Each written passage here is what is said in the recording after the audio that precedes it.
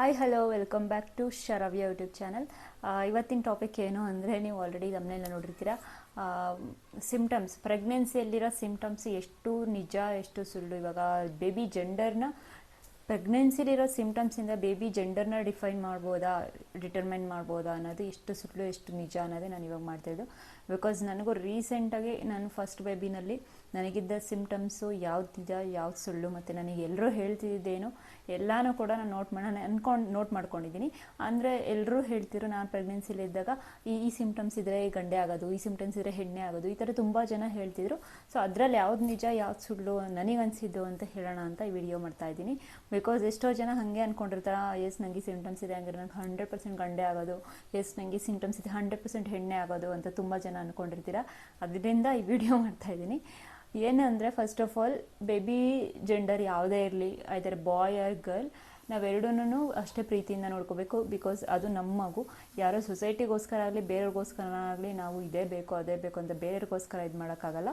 ನಮಗೇನು ಇಷ್ಟನೋ ಹೆಣ್ಣೆ ಆಗಲಿ ಗಂಡೆ ಆಗಲಿ. ಬಿಕಾಸ್ ಆ ಕಾಲ ಒಂಥರ ಇತ್ತು, ಹೆಣ್ಮಕ್ಳು ಓದಂಗಿಲ್ಲ, ಕೆಲ್ಸಕ್ಕೆ ಹೋಗಂಗಿಲ್ಲ, ಮನೇಲೇ ಇರಬೇಕು, ದುಡಿಬೇಕು, ಎಲ್ಲರಿಗೂ ಮಾಡಿಕ್ಬೇಕು ಅನ್ನೋದೆಲ್ಲ ಇತ್ತು. ಬಟ್ ಈ ಕಾಲ ತುಂಬ ಚೇಂಜ್ ಆಗಿದೆ.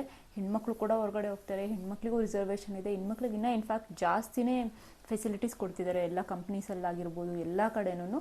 ಸೊ ಈ ಕಾಲದಲ್ಲಿ ಹೆಣ್ಣೆ ಆಗಲಿ ಗಂಡೆ ಆಗಲಿ ಎರಡೂ ಕೂಡ ಈಕ್ವಲ್ ಅಂತಲೇ ಹೇಳ್ತೀನಿ. ನಾನು ಬಾಯ್ಗೆ ಅಂತಲೂ ಹೋಟ್ ಮಾಡಲ್ಲ, ಗರ್ಲ್ಗೆ ಅಂತಲೂ ಹೋಟ್ ಮಾಡಲ್ಲ. ನನ್ನ ಡೆಲಿವರಿ ಯಾವುದಾಗಿದ್ದು ಅಂತ ನಿಮಗೆ ನಮ್ಮ ವ್ಲಾಗ್ಸ್ ನೋಡಿರೋರಿಗೆ, ರೀಲ್ಸ್ ನೋಡಿರೋರಿಗೆ ಗೊತ್ತಿರುತ್ತೆ. ನನಗೆ ಗರ್ಲ್ ಬೇಬಿ ಆಗಿದ್ದು. ಬಟ್ ನನಗಿರೋ ಸಿಮ್ಟಮ್ಸ್ ನನಗೆ ಹೇಳಿದರೆ ನಿಜವಾಗ್ಲೂ ನೀವು ಆಶ್ಚರ್ಯ ಆಗ್ತೀರಾ. ಒಬ್ಬರು ಕೂಡ ನನಗೆ ಗರ್ಲ್ ಬೇಬಿ ಆಗುತ್ತೆ ಅಂತ ಅಂದರೆ ತುಂಬ ವೆರಿ ಫ್ಯೂ ಮೆಂಬರ್ಸ್ ಅಷ್ಟೇ ಹೇಳಿದ್ದು. ಅಷ್ಟು ಬಿಟ್ಟರೆ ಎಲ್ಲರೂ ಕೂಡ ಬಾಯ್ ಬೇಬಿ ಅಂತಲೇ ಹೇಳಿದ್ದು. ಸೊ ಬನ್ನಿ ನೋಡೋಣ ಯಾವೆಲ್ಲ ಸಿಮ್ಟಮ್ಸಿಂದ ನನಗೆ ಎಲ್ಲರೂ ಹಾಗೆ ಹೇಳಿದರು ಅಂತ. ನಾನು ಆ್ಯಕ್ಚುಲಿ ನೋಟ್ ಮಾಡ್ಕೊಂಡು ಇಟ್ಕೊಂಡಿದ್ದೀನಿ, ನಿಮ್ಮ ಮುಂದೆ ಹೇಳೋಣ ಅಂತಲೇ. ಸೊ ಕೆಲವೊಂದು ಸಿಮ್ಟಮ್ಸ್ನೆಲ್ಲ ನೋಟ್ ಮಾಡ್ಕೊಂಡು ಇಟ್ಕೊಂಡಿದ್ದೀನಿ. ಫಸ್ಟ್ ತೊಗೊಳ್ಳೋದಾದರೆ, ನೀವು ಫಸ್ಟ್ 3 ಟ್ರೈಮಿಸ್ಟರ್ ಇರುತ್ತಲ್ಲ, first trimester, second, third. First ಟ್ರೈಮಿಸ್ಟರಲ್ಲಿ ಮತ್ತು ಫಸ್ಟ್ ಆಫ್ ಆಲ್ ಒಮಿಟಿಂಗ್, ಮತ್ತು ನಿಮ್ಗೆ ಏನಾದರೂ ಸುಸ್ತು ಜಾಸ್ತಿ ಏನಾದರೂ ಇದ್ದರೆ, ಒಮಿಟಿಂಗ್ ಜಾಸ್ತಿ ಆಗ್ತಿದ್ರೆ ನಿಮಗೆ ಅದು ಹೆಣ್ಪಾಪು ಅಂತ ಹೇಳ್ತಾರೆ. ಬಟ್ ನಮ್ದೇನೋ ಅಂದರೆ ಮ್ಯಾಕ್ಸಿಮಮ್ 1 or 2 ಟೈಮ್ಸ್, ಅಂದರೆ ವಿತಿನ್ 3 ಮಂತ್ಸಲ್ಲಿ 1 or 2 ಟೈಮ್ಸ್ ಅಷ್ಟೇ ಒಮಿಟಿಂಗ್ ಆಗಿರೋದು. ಅದು ಒಮಿಟಿಂಗ್ ಫುಲ್ ಆಗ್ತಿರಲಿಲ್ಲ, ಸುಮ್ಮನೆ ಅಂದರೆ ಆ ಸೆನ್ಸೇಷನ್ ಆಗೋದಷ್ಟೇನೆ. 1-2 ಸತಿ ಒಮಿಟ್ ಆಗಿದೆ ಅಷ್ಟೇ. ಇದರಿಂದ ನನಗೆ ಎಲ್ಲರೂ ಹೇಳ್ತಿದ್ರು, ನಿಮಗೆ ಬಾಯ್ ಬೇಬಿನೇ 100% ಆಗೋದು, ಒಮಿಟ್ ಆಗುತ್ತೆ ಹೆಣ್ಣು ಹುಡುಗಿ ಆಗಿದ್ರೆ ಅಂತ ತುಂಬ ಹೇಳಿದರು. ಬಟ್ ಅದು ಕೂಡ ಸುಳ್ಳಾಯಿತು. ನೆಕ್ಸ್ಟು ಸ್ವೀಟ್ ಕ್ರೇವಿಂಗ್ಸು, ಸಾಲ್ಟಿ ಅವ್ರ ಸ್ಪೈಸಿ ಕ್ರೇವಿಂಗ್ಸ್ ಇದ್ದರೆ ಗಂಡು, ಸ್ವೀಟ್ ಕ್ರೇವಿಂಗ್ಸ್ ಇದ್ದರೆ ಹೆಣ್ಣು ಅಂತಾರೆ. ನನ್ನ ಥ್ರೂ ಔಟ್ ಪ್ರೆಗ್ನೆನ್ಸಿಯಲ್ಲಿ ನಂಗೆ ಸ್ವೀಟ್ ತಿನ್ನೋಕ್ಕೆ ಆಗ್ತಿರಲಿಲ್ಲ. ನಂಗೆ ಸ್ವೀಟ್ ಅಂದ್ರೇ ಇಷ್ಟ ಇರಲಿಲ್ಲ. ಬಟ್ ಸ್ಟಿಲ್ ನನಗೆ ಹೆಣ್ಪಾಪುನೇ ಆಗಿದೆ. ಇದು ನಾನು ನಂಬಲ್ಲ. ಬಿಕಾಸ್ ಏನು ಅಂದರೆ, ನನಗೆ ಸ್ಟಾರ್ಟಿಂಗಿಂದನೂ ಅಂದರೆ ನಾನು ಹುಟ್ಟಾಗಿಂದನೂ ನಂಗೆ ಸ್ವೀಟ್ ಅಂದರೆ ಆಗ್ತಾನೆ ಇರಲಿಲ್ಲ. ಸೊ ಅವಾಗಲೂ ಕೂಡ ನನಗೆ ಸ್ವೀಟ್ ಅಂದರೆ ಏನು ಇಷ್ಟ ಆಗಲಿಲ್ಲ, ಅದರಿಂದನೂ ಏನು ಚೇಂಜ್ ಆಗಲಿಲ್ಲ. ಮತ್ತು ನನಗಾಗಿದ್ದು ಫಸ್ಟ್ 3 ಮಂತ್ಸಲ್ಲಿ ಅಂತಂದರೆ ತುಂಬ ಹಸುವಾಗ್ತಿತ್ತು. ಅಪಟೈಟಿಸ್ ತುಂಬ ಅಂದರೆ ಎಷ್ಟು ಅಂದರೆ ನನಗೆ ಅದರಿಂದನೇ ಅರ್ಧ ಸುಸ್ತು ವಾಮಿಟಿಂಗ್ ಬರೋ ಥರ ಆಗ್ತಿದ್ದು. ಅಷ್ಟು ಹಸುವಾಗ್ತಿತ್ತು, ಹೊಟ್ಟೆ ಎಲ್ಲ ಕಿವುಚ್ದಂಗೆ ಆಗ್ತಿತ್ತು. ಅದು ಯಾವ ಸಿಮ್ಟಮ್ಸ್ ನಂಗೆ ಗೊತ್ತಿಲ್ಲ, ಈ ಥರ ನನಗಂತೂ ಆಗ್ತಿತ್ತು. ತುಂಬ ನೆನಪಿದೆ, ಆವಾಗ ತುಂಬ ಸಫರ್ ಪಡ್ತಿದ್ದೆ. ವಾಮಿಟಿ ಇರಲಿಲ್ಲ, ಏನೂ ಇರಲಿಲ್ಲ, ಬಟ್ ಹಸುವು ಜಾಸ್ತಿ ಆಗ್ತಿತ್ತು. ಬಟ್ ಊಟ ಸೇರ್ತಿರ್ಲಿಲ್ಲ, ತಿನ್ಬೇಕು ಅನ್ನಿಸ್ತಿದ್ದು ತಿನ್ನೋಕ್ಕಾಗ್ತಿರ್ಲಿಲ್ಲ, ಆ ಥರ ನನಗಾಗಿತ್ತು. ಮತ್ತು ನೆಕ್ಸ್ಟು ಹೊಟ್ಟೆ ಶೇಪು ನನಗೆ ಎಲ್ಲರೂ ಹೇಳ್ತಿದ್ದು, ನಿಂದು ಏನು ಓವಲ್ ಶೇಪ್ ಇದೆ, ಅಂದರೆ ಎಗ್ ಥರ ಶೇಪ್ ಇದೆ, ಸೊ ನಿನಗೆ ಗಂಡೆ ಆಗೋದು ಅಂತಲೇ ಹೇಳ್ತಿದ್ರು. ಥ್ರೂಔಟ್ ಪ್ರೆಗ್ನೆನ್ಸಿನಲ್ಲೂ ನಂಗೆ ಹಾಗೆ ಇತ್ತು. ಬಟ್ ಸ್ಟಿಲ್ ಹೆಣ್ಣಾಯಿತು, ಇದು ಕೂಡ ರಾಂಗ್. ಮತ್ತು ಇನ್ನೊಂದು ಸ್ವಲ್ಪ ಜನ ಕೇಳ್ತಿದ್ರು, ಬರ್ತಾ ಒಂದು 3rd ಟ್ರೈಮಿಸ್ಟರಲ್ಲಿ ಕೇಳ್ತಿದ್ರು, ನಿನಗೆ ಪಾಪು ಯಾವ ಸೈಡ್ ಮಿಸ್ ಕಾಡುತ್ತೆ ಜಾಸ್ತಿ, ಲೆಫ್ಟಾ ರೈಟಾ ಅಂತ ಕೇಳ್ತಿದ್ರು. ನನಗೆ ಆ್ಯಕ್ಚುಲಿ ಲೆಫ್ಟ್ ಸೈಡ್ ಒಂದು ಸತಿನೂ ಮಿಸ್ ಕಾಡಲ್ಲ, ಪ್ರತಿ ಸತಿನೂ ರೈಟ್ ಸೈಡೇ ಮಿಸ್ ಕಾಡಿರೋದು. ಇದರಿಂದನೂ ಕೂಡ ಬಲಗಡೆ ಮಿಸ್ ಕಾಡಿರೆ ಅದು ಗಂಡು ಪಾಪು ಅಂತ ಹೇಳ್ತಿದ್ರು, ಅದು ಕೂಡ ರಾಂಗ್. ಮತ್ತು ಪಿಂಪಲ್ಸ್, ಇದು ಹೆಣ್ಪಾಪು ಹುಟ್ಟಿದ್ರೆ ಪಿಂಪಲ್ಸ್ ಆಗುತ್ತೆ, ಗಂಡು ಪಾಪು ಹುಟ್ಟಿದ್ರೆ ಗಂಡು ಪಾಪು ಹುಟ್ಟಿದ್ರೆ ಪಿಂಪಲ್ಸ್ ಆಗುತ್ತೆ, ಹೆಣ್ಪಾಪು ಹುಟ್ಟಿದ್ರೆ ಸ್ವಲ್ಪ ಮುಖ ಎಲ್ಲ ಗ್ಲೋ ಬಂದು ಸಖತ್ತಾಗುತ್ತೆ ಅಂತ ಹೇಳ್ತಿದ್ರು. ಬಟ್ ಇದನ್ನು ನಾನು ಇದೆ ಅಂತ ಹೇಳೋಕ್ಕಾಗಲ್ಲ. ಬಿಕಾಸ್ ನನಗೆ ಸೆಕೆಂಡ್ ಟ್ರೈಮಿಸ್ಟರ್ವರೆಗೂ ಫೇಸಲ್ಲಿ ಸ್ವಲ್ಪ ಪಿಂಪಲ್ಸ್ ಆಗ್ತಿತ್ತು, ಅಷ್ಟು ಚೆನ್ನಾಗಿರಲಿಲ್ಲ. ಅಂದರೆ ಒಂದು ಸ್ವಲ್ಪ ಬ್ಲ್ಯಾಕ್ ಕಾಣ್ತಿದ್ದೆ, ಈ ಥರ ಇತ್ತು. ಬಟ್ 3rd ಟ್ರೈಮಿಸ್ಟರ್ ಬಂದಮೇಲೆ ತುಂಬ ಗ್ಲೋ ಬಂತು ಫೇಸು.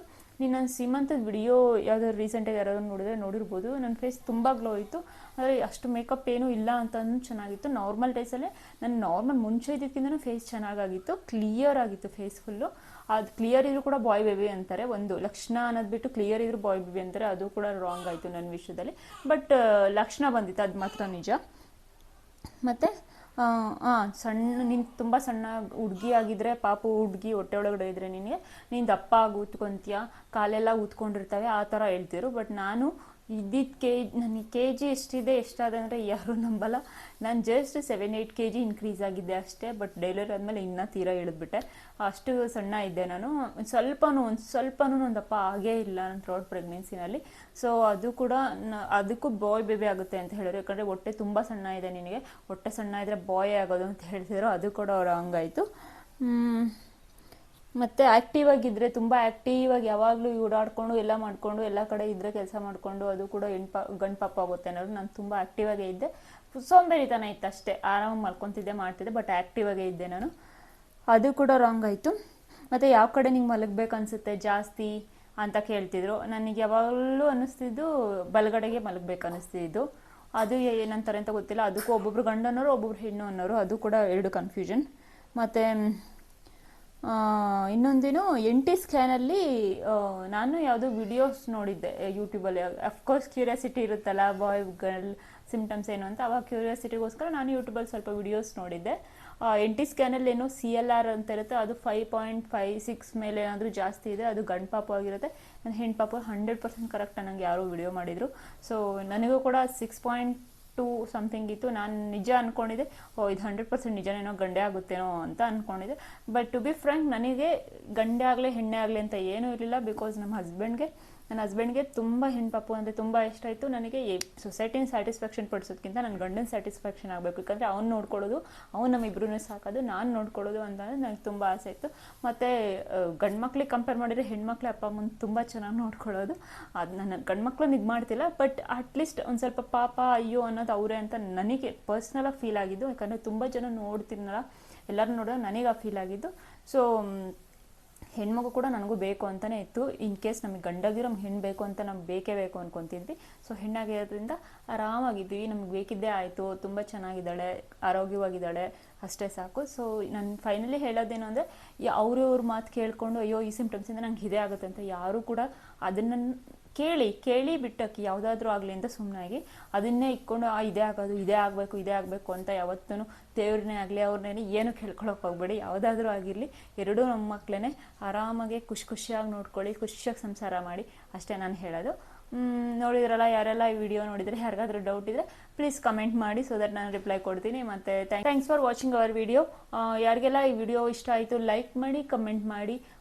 ಮತ್ತು ನಮ್ಮ ಪ್ರೀವಿಯಸ್ ವಿಡಿಯೋಸ್ ಏನೇನಿದೆ ಪ್ರೆಗ್ನೆನ್ಸಿದು ಏನಾದರೂ ನಿಮ್ಗೆ ಇನ್ಫಾರ್ಮೇಷನ್ ಬೇಕು ಅಂದರೆ ಪ್ರೀವಿಯಸ್ ವಿಡಿಯೋಸ್ನ ನೋಡ್ಕೊಂಬನ್ನಿ. ಮತ್ತು ತುಂಬ ಜನ ಇನ್ಶೂರೆನ್ಸ್ ಬಗ್ಗೆ ಡೀಟೇಲ್ಸ್ ಕೇಳಿದ್ರಿ, ಬಟ್ ರೀಸೆಂಟಾಗಿ ನೋಡಿದ್ರೆ ಅದು ಅಷ್ಟು ವ್ಯೂಸೇ ಬಂದಿಲ್ಲ. ನಾನು ತುಂಬ ಎಕ್ಸ್ಪೆಕ್ಟೇಷನ್ ಇಟ್ಕೊಂಡಿದ್ವಿ ಅದು ವ್ಯೂಸ್ ಬರುತ್ತೆ, ಬಿಕಾಸ್ ಎಷ್ಟೊಂದು ಜನ ಕಮೆಂಟು ಮೆಸೇಜ್ ಎಲ್ಲ ಮಾಡಿದ್ರಿ ಅದ್ರ ಬಗ್ಗೆ ರಿಗಾರ್ಡಿಂಗ್. ಬಟ್ ಅಷ್ಟೇನು ಅದು ರೀಚ್ ಆಗಲಿಲ್ಲ. ಬಟ್ ಯಾರಿಗೆಲ್ಲ ಅವು ಇನ್ಫಾರ್ಮೇಷನ್ ಬೇಕು ಡೀಟೇಲಾಗಿ ಎಕ್ಸ್ಪ್ಲೇನ್ ಮಾಡಿದ್ವಿ ನಾನು ಹಸ್ಬೆಂಡ್ ಕೂತ್ಕೊಂಡು.